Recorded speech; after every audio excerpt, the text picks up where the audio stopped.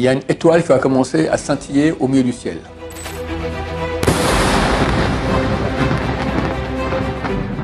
Je suis heureux de vous annoncer la bonne nouvelle que cette année, le 25 Elul, tombe Shabbat.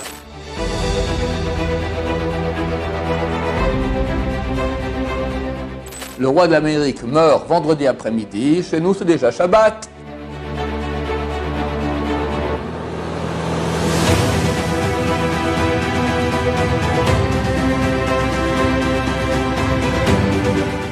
On va héberger où ce 10 millions de juifs à Jérusalem?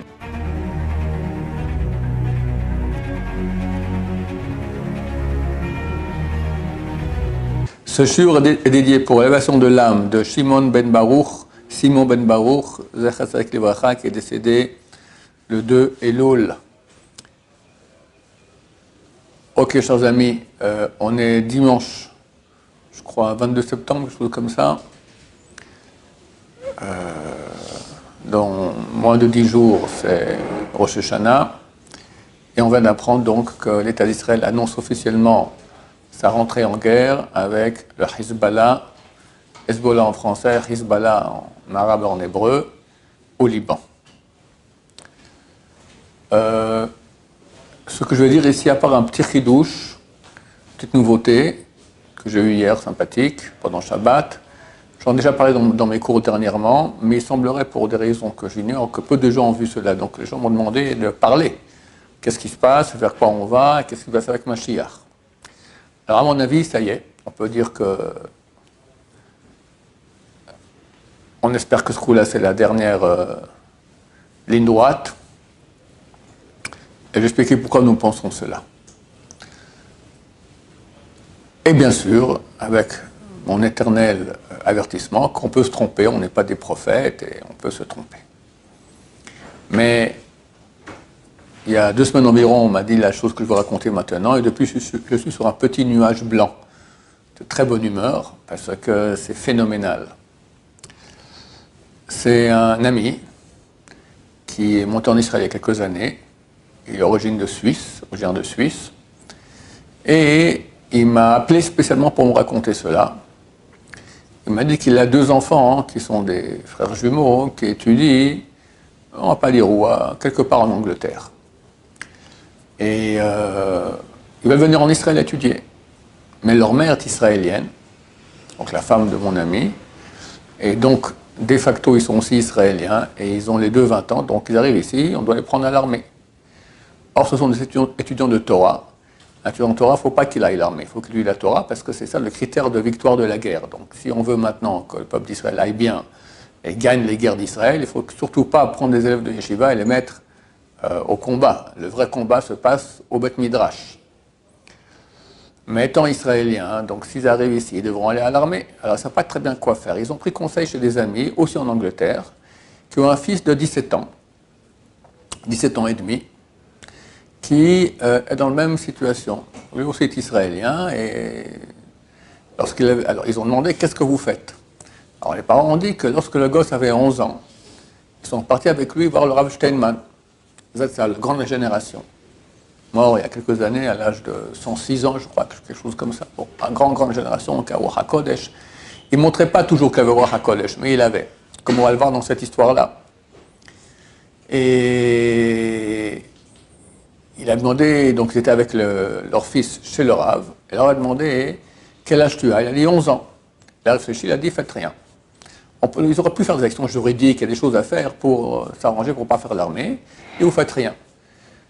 Pourquoi? Parce que jusqu'à ce que tu arriveras à l'âge de l'armée, alors ma chère sera là. Donc pas besoin de rien faire, il n'y aura plus d'armée, plus rien du tout, et tout ira très bien. J'ai revu cet ami il y a quelques jours, et il m'a dit, non, la version elle était comme ça, il a dit, jusqu'à ce que tu aies 18 ans, ma chère sera là. Et le gosse, il aura 18 ans à Hanouka, donc dans 3 mois, Bezrat Hashem. Donc nous pensons que c'est très très très actuel. Il faut comprendre la valeur de cet enseignement, parce que le Rav Steinman, étant ashkénaze lituanien, ne parlait presque jamais du Mashiach. Là, non seulement il parle, il annonce une date, et c'est non seulement l'annonce d'une date, c'est avec une implication dans la réalité. Ne faites rien. Parce que si le gosse il monte en Israël, on le prend à l'armée, alors Rav Steinman dans le ciel, on dit mon cher ami, tu leur dis de rien faire, à cause de toi il est parti à l'armée. C'est pas très très bien pour le Rav Steinman là-haut. Donc il s'est impliqué ici de façon extrêmement sérieuse. Donc nous avons tout lieu de croire que ce qu'il dit est vrai et va se réaliser Bezrat Hashem. Donc il y a vraiment de quoi, vous tous maintenant pouvez venir sur mon petit nuage blanc, être de très bonne humeur, Bezrat Hashem. Ça y est, c'est la fin. Quand on ne sait pas exactement, je vous donne quelques sources. Le Tikkun Zohar, ramené par le Gaon de Vilna dans le livre Even Shema, chapitre 11, dit qu'à Rosh Hashanah, Gmar din boive Hashem, la fin de la sentence des ennemis de Dieu. Maintenant, ça se peut que ça sera vraiment comme ça, ça se peut que non, parce que pas tout ce qui s'est écrit dans le Zohar doit se réaliser forcément, il y a plusieurs options. Ou bien c'est que dans le ciel, c'est le moment où c'est la fin de la sentence des ennemis de Dieu, c'est tranché dans le ciel, et hop, après sur quelques jours ou semaines, ça va se réaliser.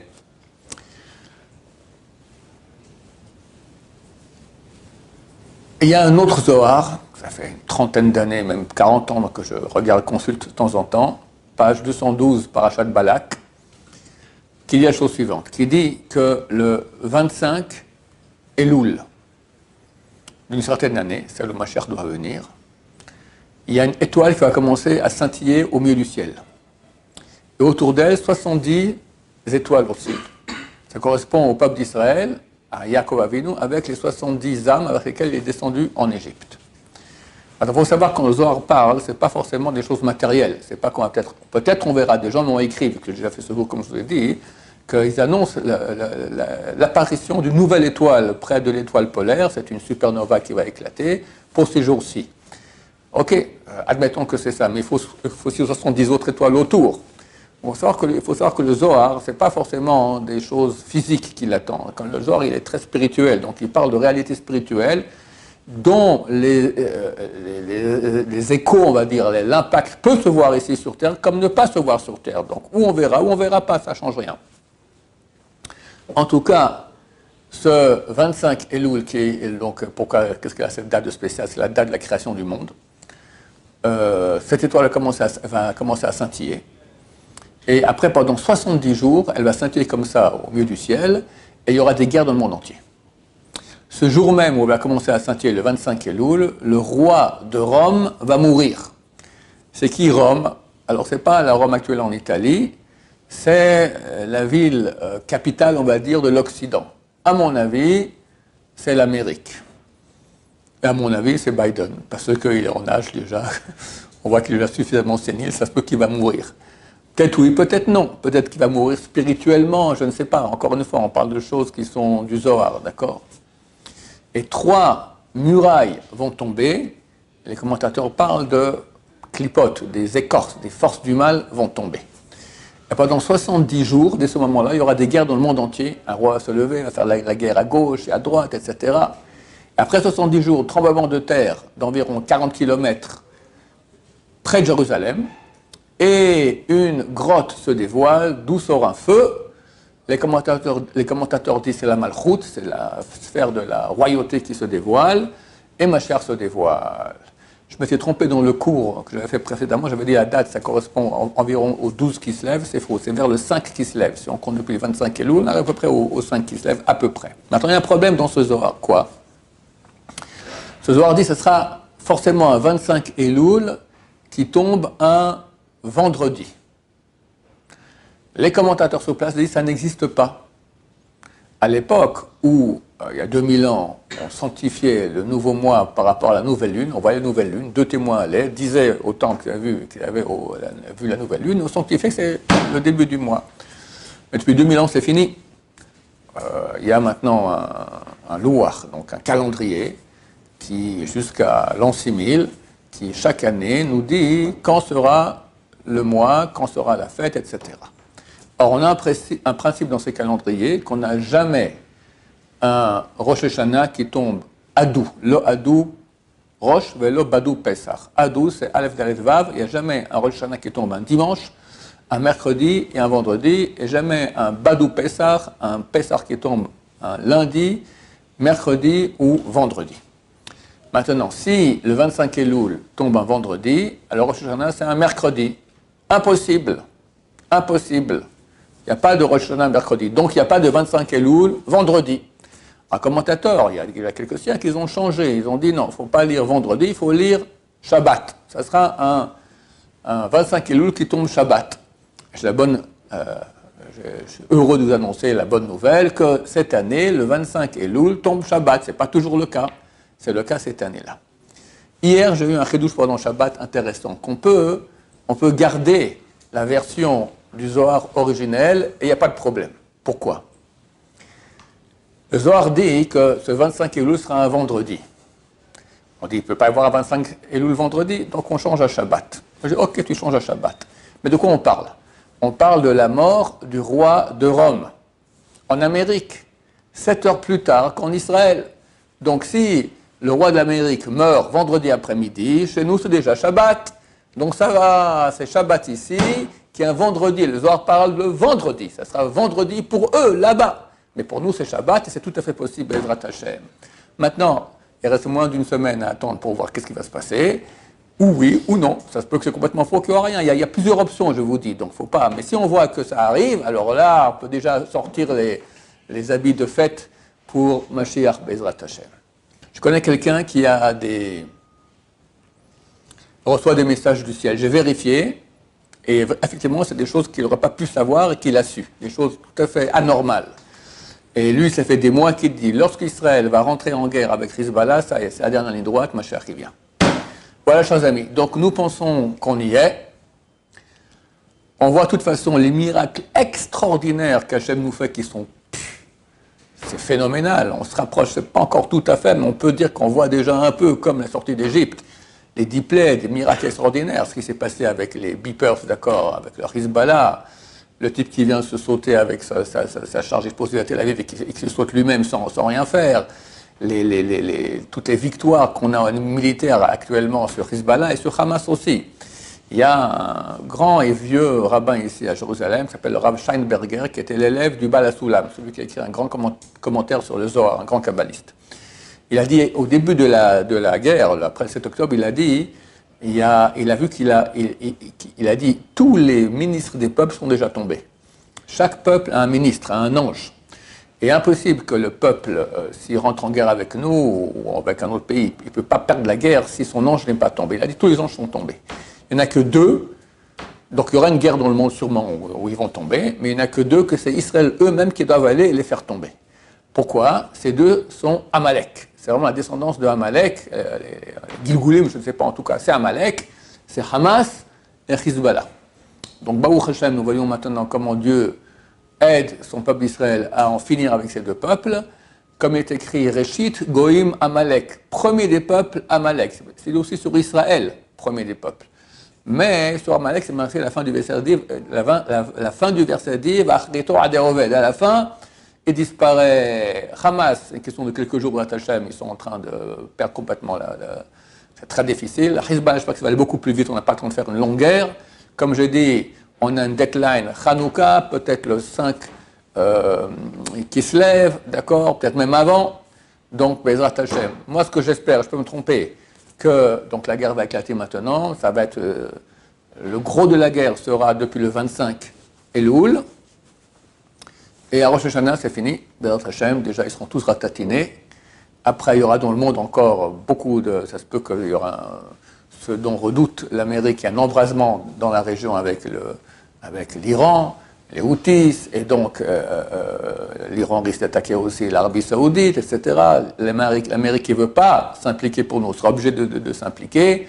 L'Amérique s'implique, la Russie, la Chine, la Corée, tout le monde se mêle. Et nous, on fait le tchouva pendant les 10 jours de repentir. Yom Kippour, à la fin de Kippour, on sort d'une chauffard, et Mashiach qui vient, Bezrat Hashem. Peut-être avant, c'est qu'une espérance, hein, ce que je ne croyais pas. Je ne suis pas prophète, ni rien du tout. On espère. Dans la Souka, c'est marqué, à Sukkot, il y aura la guerre de Gog ou Magog. C'est pour ça que la Haftara, quand on lit le Shabbat de Sukkot, c'est sur Gog ou Magog. C'est comme ça une tradition qu'on a depuis 1300 ans, que pendant Sukkot, il y aura la guerre de Gog ou Magog. Donc les peuples verront que Mashiach est venu, ils ne vont pas accepter cela. Ils vont tous se réunir pour venir contre nous du nord. Ils viennent du nord. Il semblerait vraisemblablement Gog, c'est le roi de la Russie. C'est marqué ici, Meshech et Tuval, le président de Meshech et Tuval. Meshech, c'est les lettres du mot Moscou. Tuval, c'est Tbilissi ou Istanbul, d'accord? Tuval, Tbilissi, ça ressemble, c'est exactement au nord de Jérusalem, ou Istanbul, tout cela correspond, une union avec les 70 peuples, tous les peuples, l'ONU, etc. Évidemment, si Mashiach revient, c'est fini. Il n'y a plus l'argent, il n'y a plus la pornographie, il n'y a plus le trafic des bébés, etc. Il n'y a que la crainte de Dieu. Ils sont très mal barrés, les goïms, avec cela. Non, nous, on veut notre monde à nous, on ne veut pas la crainte de Dieu. Donc, on va mettre fin au Mashiach. Ils viennent en guerre sur Jérusalem. Et là, Dieu se dévoile et les ratatine en petits morceaux, comme c'est écrit clairement dans Yecheskel, chapitre 38 et 39. Et nous, on sera dans la soukha, pas dans les abris. On aura un dôme de protection divine, Bezrat Hashem, la soukha. Le Rabbi Shimon Bachol Azatzal avait dit, c'est bien d'étudier, ceux qui savent étudier, c'est bien d'étudier le traité soukha pendant Gog ou Magog. Parce que Hashem nous protégera comme une soukha, Bezrat Hashem, comme il y avait la soukha. Pourquoi on fait la soukha? Parce qu'il y a deux avis, Rabbi Eliezer et Rabbi Akiva. Un dit parce qu'on a vraiment habité dans des cabanes en sortant d'Égypte. D'autres disent c'est par rapport aux nuées. Il y avait des nuées, 7 nuées qui nous protégeaient. En haut, en bas, à gauche, à droite, devant, derrière, et une encore qui allait devant nous. Donc on a la même chose, c'est une nuée de protection extraordinaire pendant cette période-là, et Mashiach vient vers Hashem.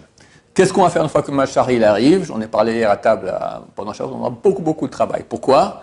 Parce que on doit amener à Pessah le sacrifice pascal, Korban Pessah. C'est très compliqué. D'abord au niveau de l'halakha, c'est très compliqué. Ça a l'air simple, c'est très compliqué. Ensuite, il faudra préparer au moins 1 million de moutons. Au moins 1 million de moutons, d'accord?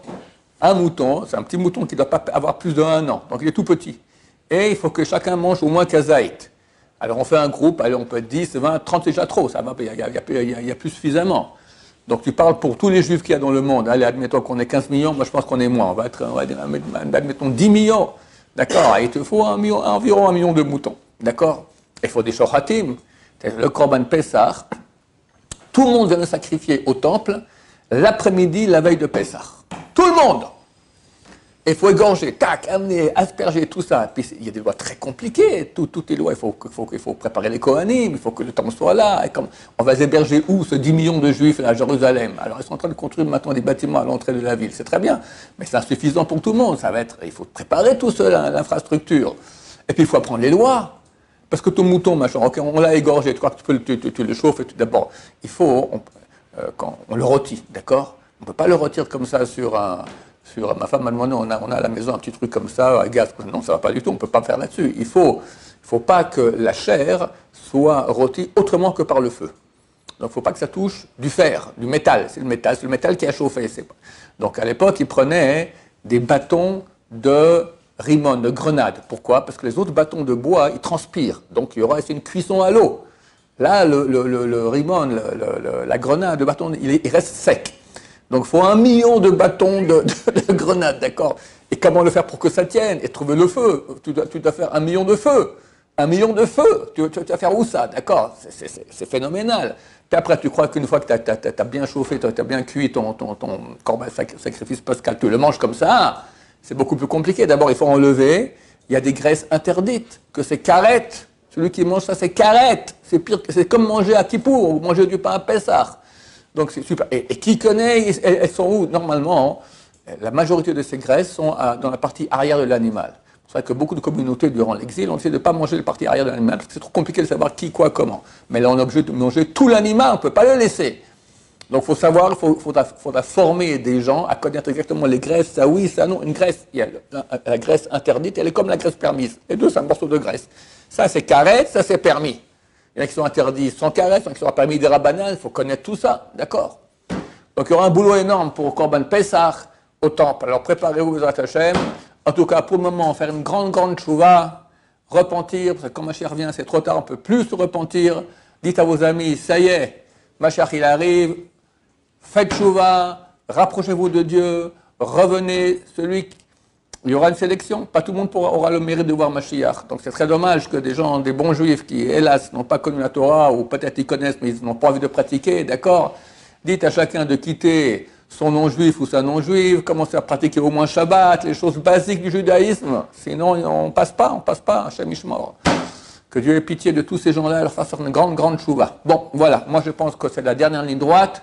Je vais donner un peu les preuves à ceux-là, qu'on espère qu'ils sont vrais. Donc il faut beaucoup se renforcer. C'est un grand cadeau que Dieu nous amène cela maintenant et pas à la période juillet-août où tout le monde va au bord de mer. D'accord, ma chère, à ce moment-là, t'es mal barré. Là, c'est la période de Tchouva, Père Hachem, Rosh Hashanah, les 10 jours de repentir, Kippour, beaucoup de Juifs font Tchouva à Kippour, Père Hachem, et ma chère viendra pour beaucoup de Juifs et on sera dans un bonheur parfait. Amen et Amen.